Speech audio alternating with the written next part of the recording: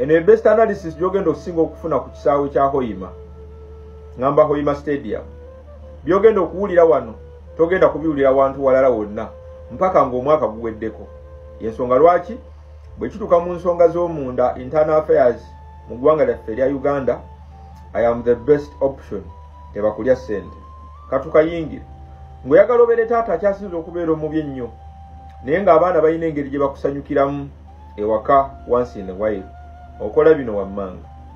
Bamanyiiza obbagulira emmere nga tobagulira nva, bamanyiiza amaluma, bamanyiiza ekyayi omutali sukaali, nti mu mwaka lw'obagulidde kanyama ne bawuuta ku supu bagenda kukutendereza, bagenda kukusinza. Bumaama ne buno butaata tebukusinza kubanga kyokoze kyanjawulo nnyo, bukusinza kubanga wakibumanyiiza nti gwe mumakoomu temubeera nnyama, temubeera nva. Mu mwaka bugulireyo ku mugaati oguliko bulubandi, bunywe ne ku kyayi alimu sukaali, bugenda kukutendereza, bugenda kukusinza, bugenda kukulabanga kyamagero, era kyokoze bugenda kitwalanga kyamagero. Si kubanga buteekeddwa okusanyuka butaata ne bumaama, wabula kubanga ekyo wabumanyiiza bwanomalayizinga nti ebintu ebibi bya bulijjo ewaka, ebirungi we birabise oteekeddwa okusinza abireese. Katugende mu vidiyo y'olwaleero.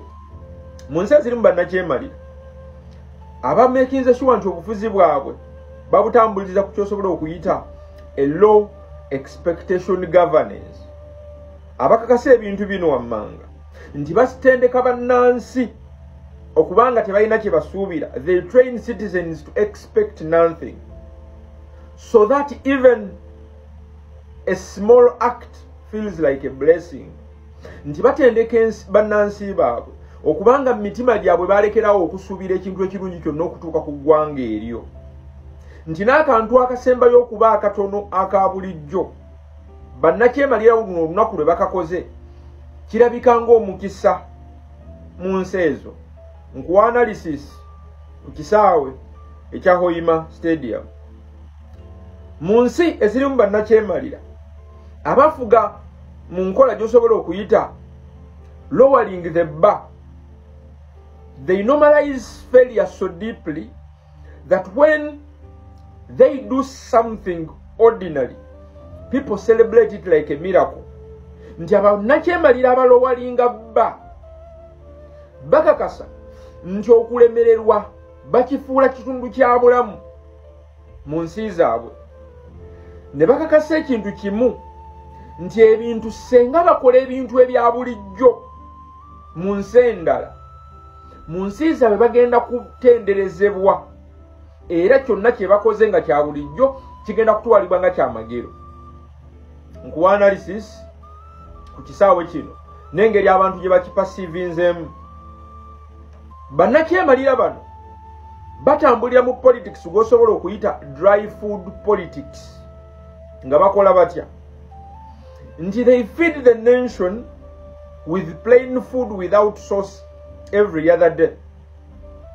Sometimes they feed the nation with nothing. Naye, the day they bring in meat once a year, basuubira okusinzibwa n'okutenderezebwa for generosity. Nti bw'otuuka e Uganda, bannansi gye Museveni abamanyizizza okubanga talina kyakola, nti batuuse ne ku extent eyeerabira nti for the last 40 years gy'amaze mu bukulembeze talinayo stadium gy'abadde apresentinga. Yakibamanyiiza mwakikuliramu nti ebyo tabikola. No wonder lwabikoze olaba nga basanyuse nnyo, bateeke mu kategori ya butaata ne bumaama obukulidde mu famire nga tewali mugaati, ng'omugenyi lwakyadde n'aguleeta oguliko bulubani tekagenda kugulya, kagenda kulyako katono katono. Kati yembeera General Museveni gy'ataddemu bannayuganda.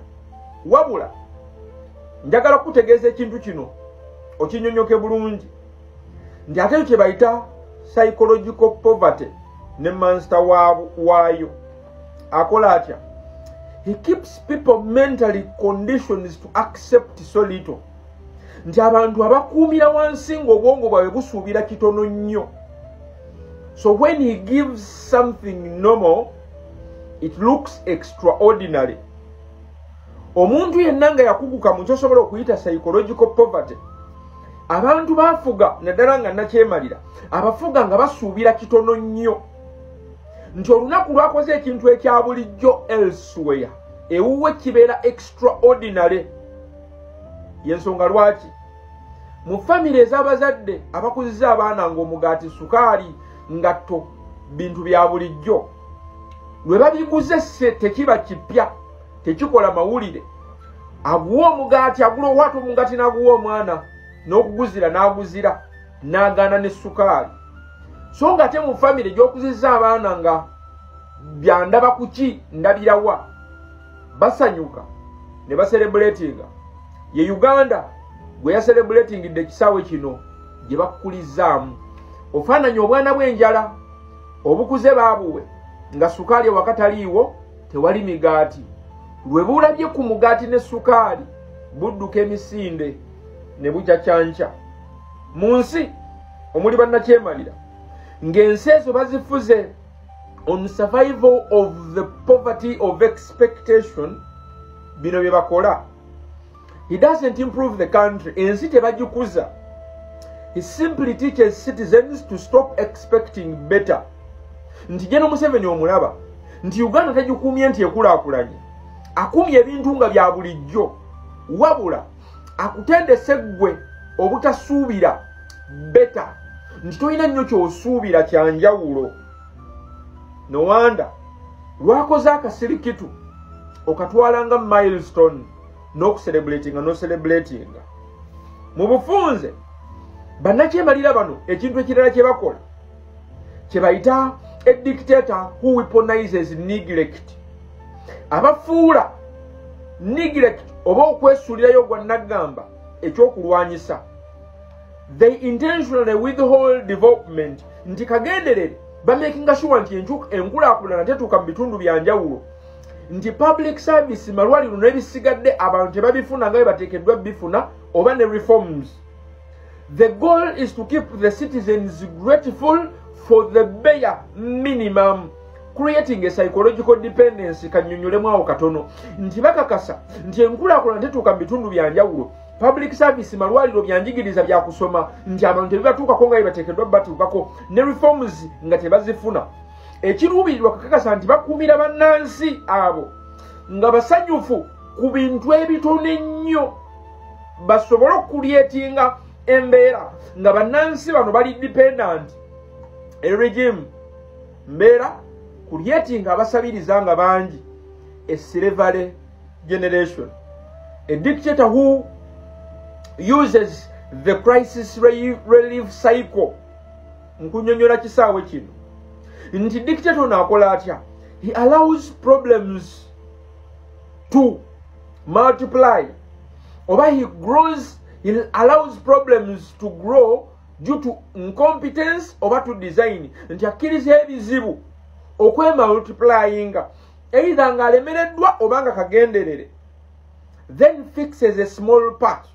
N'abaga akazibu katono nnyo kaatereeza ke yakuliyetinga oba mu bunafu, and people celebrate the relief, forgetting that the crisis was created or ignored by the very same person.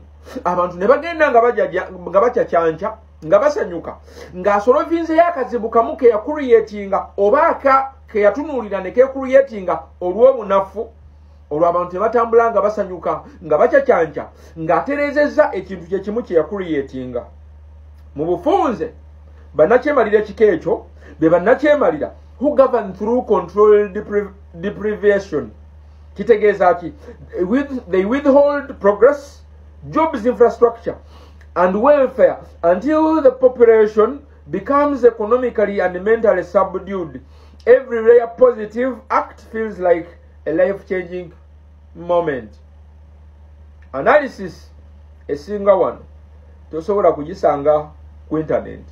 Eyasanyukidde akasaawe kano ye gwe buli obwana obwakulira mu njala, obucelebrating omugaati ne blue band. Wolan tukomye wano.